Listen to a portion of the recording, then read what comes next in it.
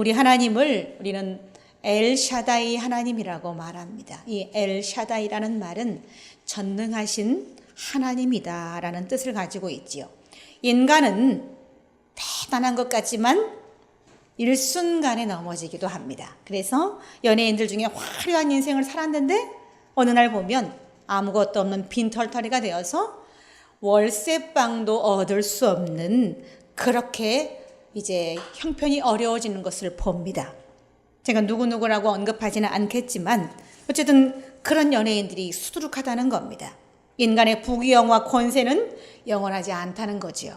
그래서 하나님 앞에는 한순간 같다라고 성경은 말합니다. 그래서 이 천년이 지나간 어제 같고 밤의 한 순간 같다라고 하나님은 성경에 말씀하시고 있습니다. 유럽의 이 경제대국이었던 많은 나라들이 지금은 엄청나게 많이 쇠락하고, 또 가난했던 이 동북아시아의 가난했던 나라들은 경제가 급부상하는 것을 우리는 지금 보고 있습니다. 그 중에 가장 뛰어난 것이 바로 우리나라지요. OECD 회원국 중에 가장 가난한 나라였지만 지금은 세계 경제 순위 10위 안팎의 경제 대국이 되었습니다. 이게 세계 정선이 이렇게 끊임없이 변합니다. 이 사람이 먼저가 된 것 같으면서도 또 시간이 지나면 그 뒤에 있던 꼴찌된 자가 다시 먼저로 올라오고, 먼저 된 자가 나중되고 또 나중된 자가 먼저 되기도 하면서 이렇게 세계 정세는 끝없이 변하고 있다는 거죠. 그러나 하나님은 영원하십니다. 하나님의 전능하신 권세는 변하지 않습니다. 모든 것이 다 없어지고 다 변해도 하나님의 영원하심은 변하지 않습니다. 하나님은 영원히 계십니다. 하나님은 영원부터 영원 후까지 영원히 계시는 분입니다. 하나님은 변함도 없으시고 회전하는 그림자도 없이 여전히 영원하게 존재하시는 분입니다. 그 하나님이 온 우주의 주인이시라는 거죠. 하나님의 전능성, 첫 번째 한번 볼까요? 오늘 성경에 하나님은 사람이 아니시니 거짓말하지 아니하신다라고 말씀하십니다. 사람은 수시로 거짓말합니다. 선의의 거짓말도 있고 악의의 거짓말도 있고, 이렇게 여러 가지 종류로 하나님은, 이 사람은 거짓말하지만 하나님은 거짓말하지 않으신다는 거죠. 왜 그러냐면 사람이 아니시기 때문에 거짓말하지 않으시는 거죠. 오늘 성경의 말씀에 보면 모압의 왕 발락은 이 구름대처럼 지면을 덮은 미디안 광야를 덮은 이스라엘 민족을 보고 굉장히 두려웠습니다. 혹시 그 지면을 덮은 이스라엘 민족이 자기의 땅을 침입하지 않을까 두려워서 떨고 있습니다.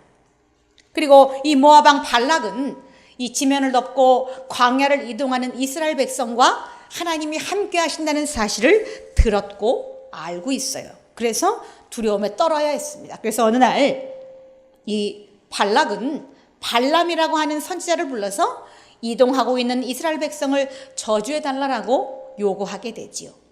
그런데 이스라엘 백성이 가고 있는 곳은 모압 땅이 아니고 그들의 종착지는 가나안 땅이었으므로 모압 땅을 칠 이유도 없고 그들을 침범할 이유도 없었습니다.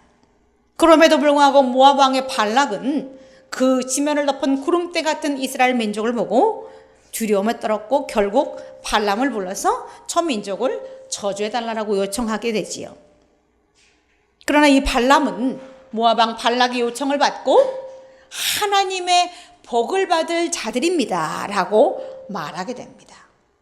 발락은 분명 발람을 부를 때에 저 지면을 덮은 이스라엘 백성을 다 저주해서 저들이 저주받게 해달라고 기도를 하라고 불렀는데, 그 부른 발람은 발락 왕에게 저들은 하나님의 복을 받은 자들입니다 라고 말하게 됩니다.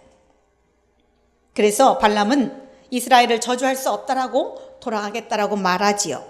하지만 결국 발람은 그들이 가져온 많은 은금과 폐물의 눈이 어두워서 결국 그들을 따라가게 됩니다.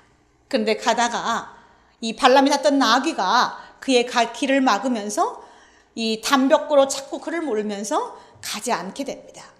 그때 하나님께서는 이 나귀의 입을 여셔서 이 발람의 가는 길이 하나님이 원치 않은 길이라는 것을 알게 하시지요.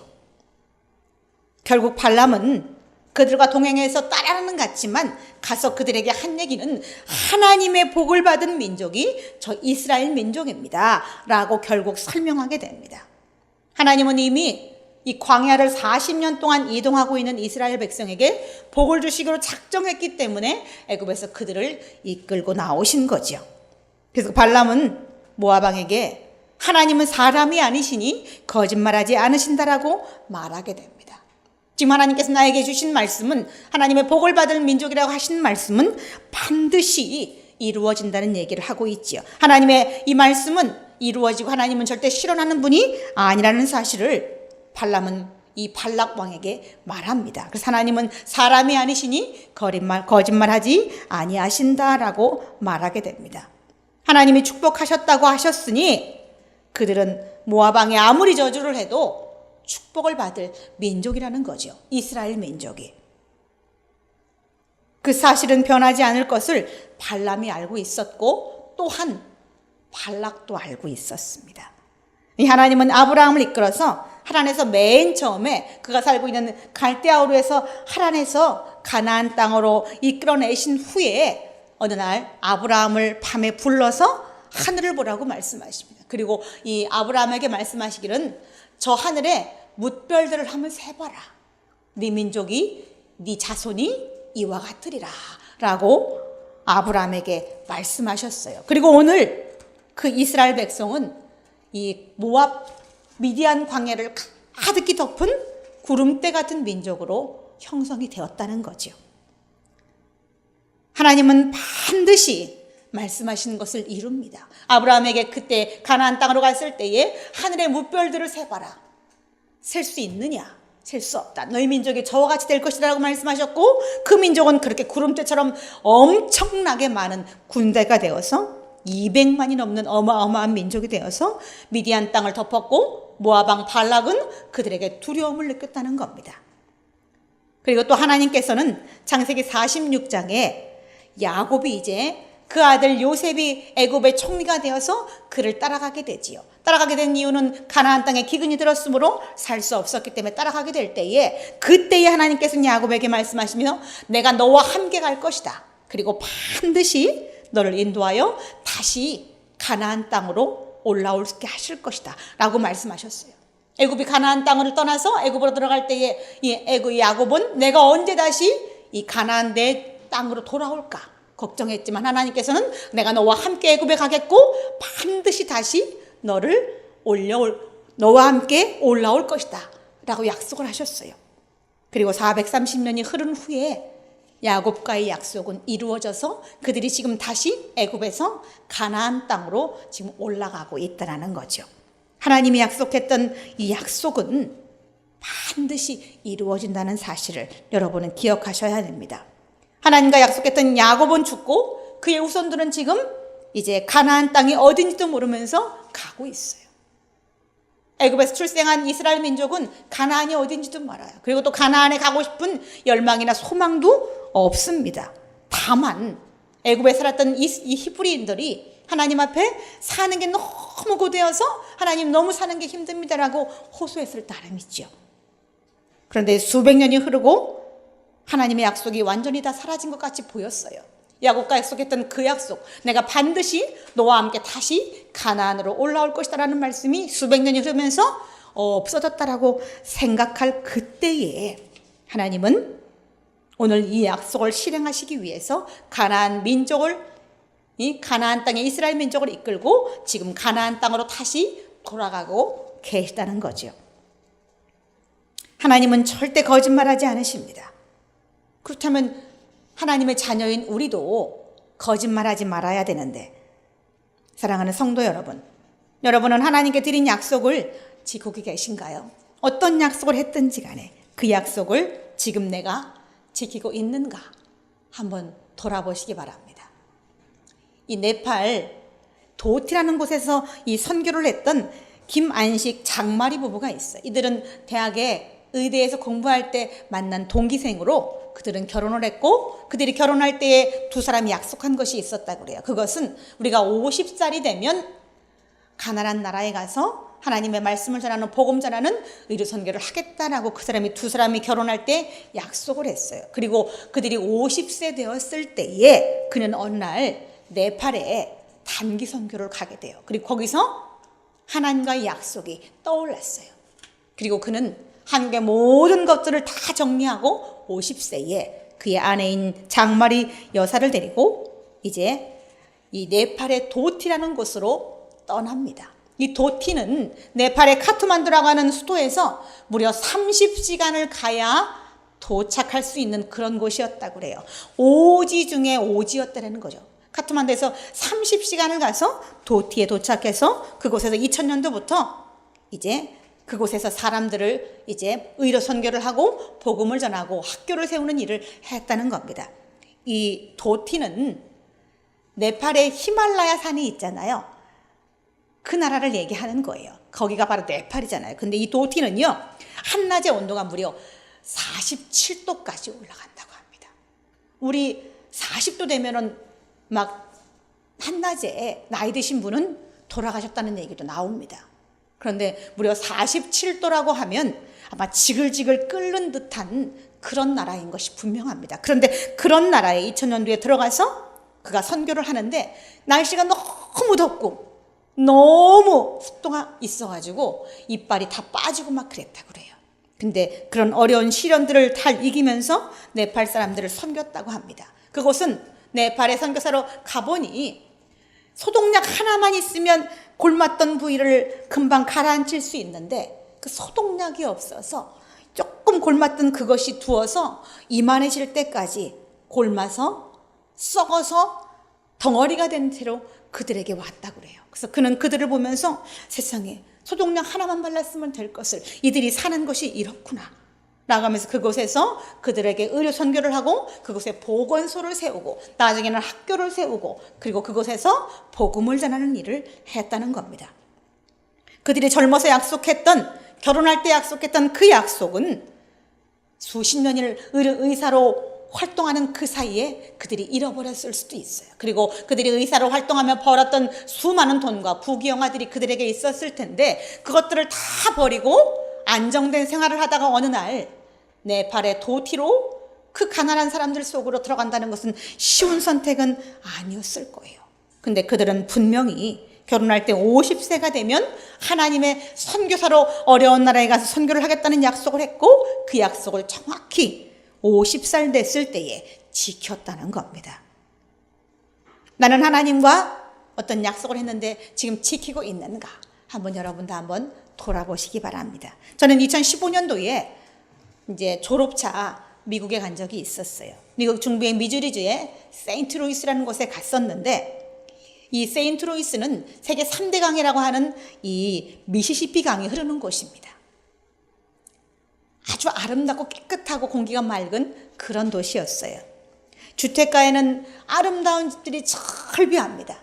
집들이 얼마나 깨끗하고 이쁜지 집집마다 좋은 자가용이 다 있고 아침에 6시에 산책을 나가보면 그 시간에 이미 잔디밭엔 스프링클러가 잔디밭에 혼자 물을 주는 그런 정말 너무나 아름다운 도시가 바로 이 세인트루이스였어요.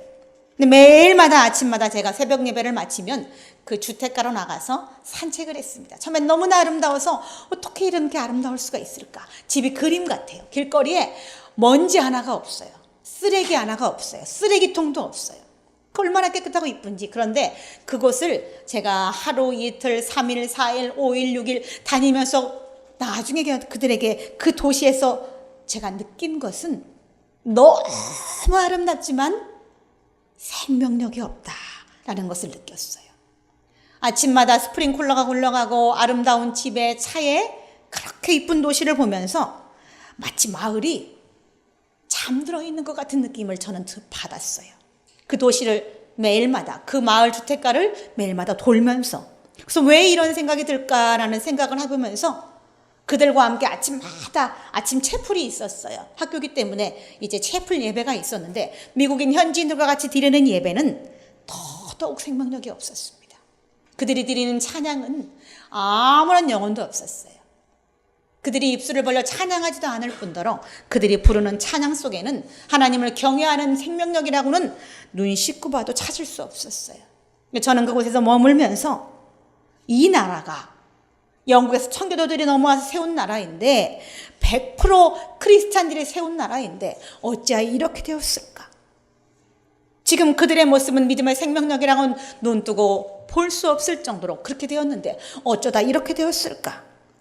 저는 너무나 안타까운 생각이 들었습니다. 그래서 밤마다 기도할 때에 그 안타까움이 가시질 않았어요. 그래서 밤에 기도할 때에 어느 날인가 제가 기도하면서 저도 모르게 하나님, 제가 하나님께서 허락하신다면 다시 이 미국에 나와서 미국의 선교사로 일하겠습니다 라는 기도를 하고 말았어요. 그리고 제가 기도를 딱 뜨고 눈을 멈췄는데, 하나님, 내가 이런 계획하지도 한 적도 없고 마음에 서운한 적도 없는데 하나님, 내가 이런 기도를 하고 말았습니다 라고 기도하고 나서 내 입을 내가 이렇게 틀어막았어요. 그리고 아직도 저는 미국에 선교사로 가지 않았습니다. 그 약속을 제가 언제 지킬 수 있을지 저는 알지 못합니다.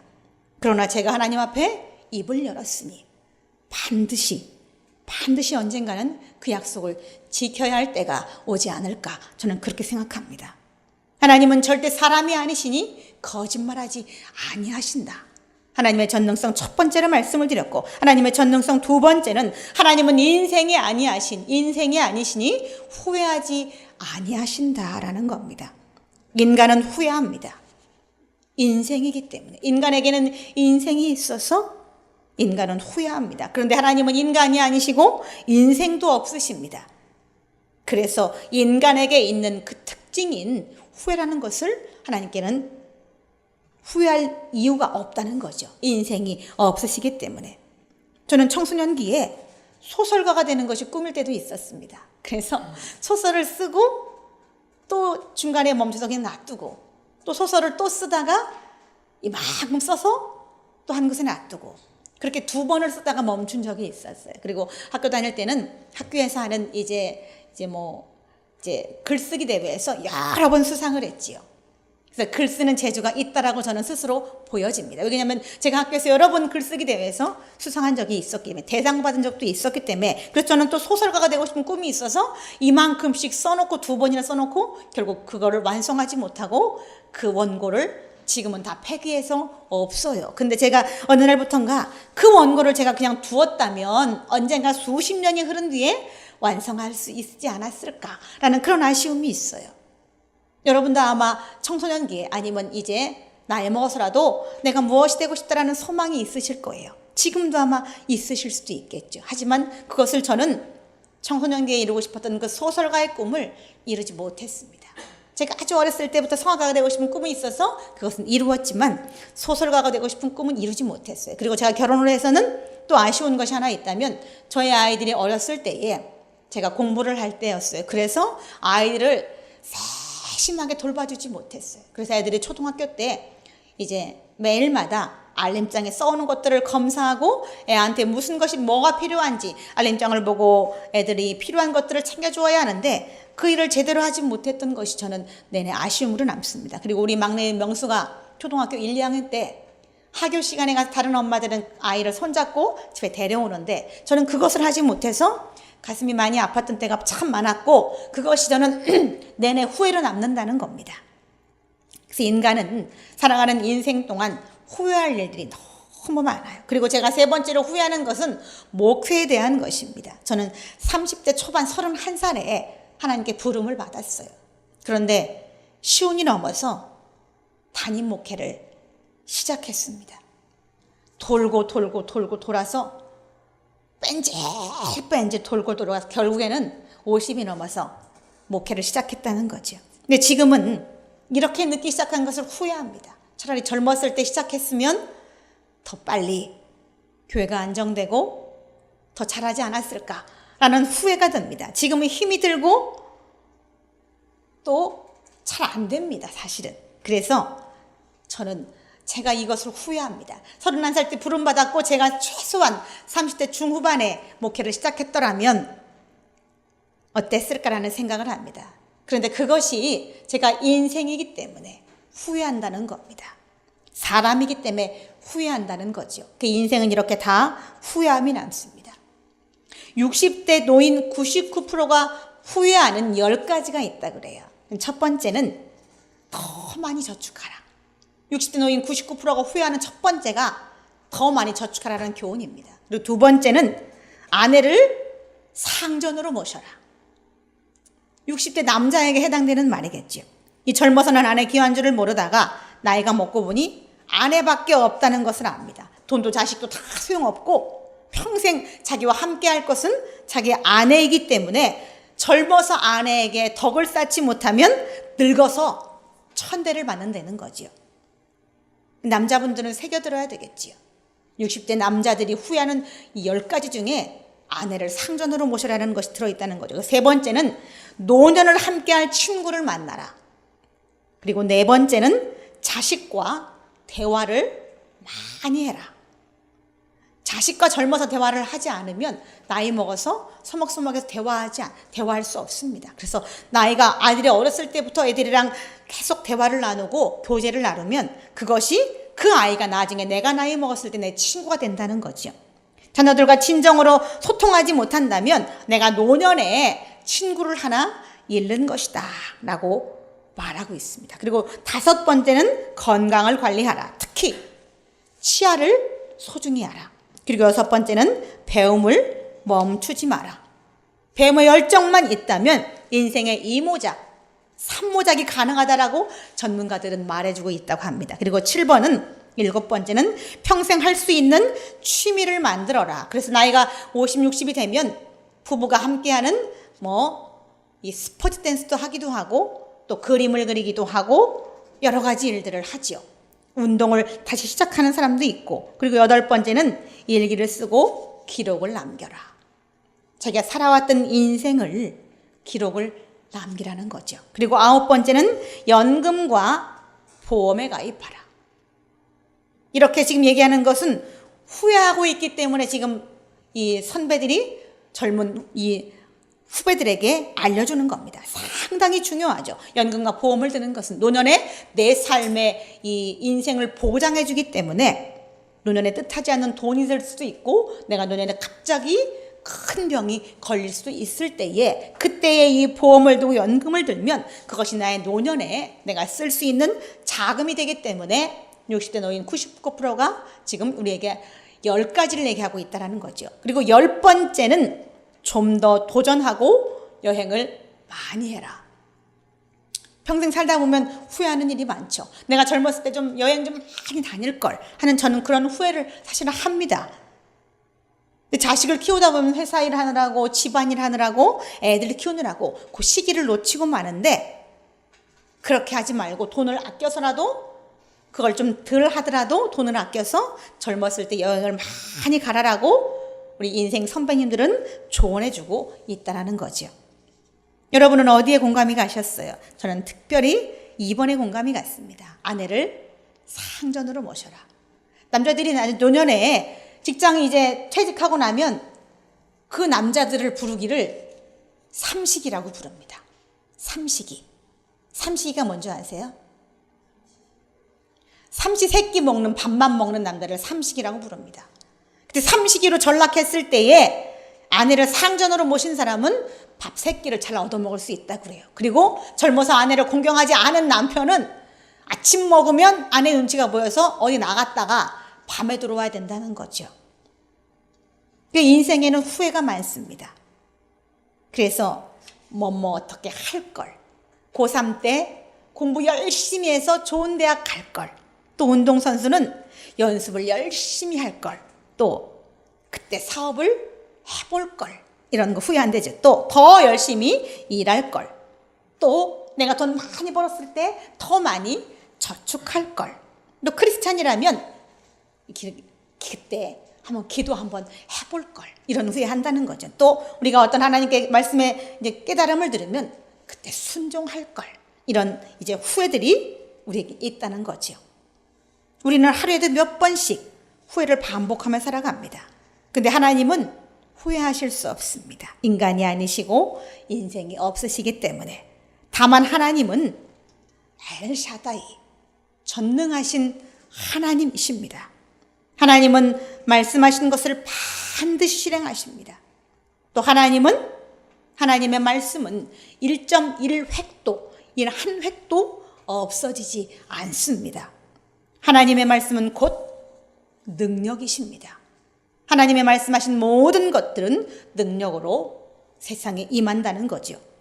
오늘 이 그것을 모르는 이 모압 왕 발락은 지금 실수를 하고 있어요. 감히 하나님이 축복한 이스라엘 백성을 저주하라는 쓸데없는 일에 지금 힘을 빼고 있다는 겁니다. 하나님은 이길 수 없는 발락이 감히 하나님의 자녀들을 저주하라고 하면 하나님이 가만히 계실까? 하나님은 절대 가만히 계시지 않습니다. 그래서 하나님께서 모압이 발락을 벌여서 이스라엘 백성을 저주하라고 할 때에 하나님께서는 발람에게 나타나서 이 백성은 복을 받을 민족이다, 저주하지 말라라고 그에게 친히 말씀하셨다는 겁니다. 사람도 지 새끼 건드리면 가만히 안 있는데 하나님께서 하나님께 친히 택한 그 백성을 건드리면 하나님이 가만히 계시겠는가? 절대 가만히 계시지 않겠지요. 우리가 그 믿는 하나님께서 우리를 자녀라고 말씀하시고 우리는 그 하나님을 아버지라고, 전능하신 그 엘샤다이 하나님을 우리는 아버지라고 부릅니다. 해와 달 모든 별들도 다 하나님이 만드셨습니다. 아브라함에게 처음에 하늘에 있는 무별들을 세봐라, 네 자손이 이와 같으리라 말씀하실 때 그 해와 달 별들도 다 하나님이 지으셨습니다. 근데 발람은 그것을 알면서도 그들이 가져온 은금, 폐물, 그 돈의 욕심이 나서 발락의 요구에 응하려고 했다는 것입니다. 그러나 발람은 그럴 수 없다는 것을 알았지요. 이스라엘 백성을 축복해야 된다는 사실을 그는 알았습니다. 여러분에게도 후회할 일이 있다면 빨리 되돌리십시오. 발람이 모압 왕의 요청을 받아서 이 이스라엘 백성을 저주하러 갔다가 결국 후회하고 그 일을 돌이켰던 것처럼 여러분도 후회할 일이 있다면 빨리 되돌리십시오. 발람은 지금 내가 축복할 것을 받았으니, 내가 축복해야 될 명령을 받았으니 그가 주신 복을 내가 돌이키지 아니하리라. 하나님께서 나에게 이스라엘 백성을 축복하라고 이 명령을 하셨으니 그가 주신 것을 내가 돌이키지 아니하리라라고 모압 왕 발락에게 지금 말하고 있습니다. 사랑하는 성도 여러분, 여러분도 축복하십시오. 하나님이 우리에게 이웃을 축복하라고 말씀하셨습니다. 또 그리스도 안에서 신령한 복을 빌어주라고 말씀하십니다. 또한 창세기 27장에는 내 아들의 향취는 여호와께서 주시는 향취다.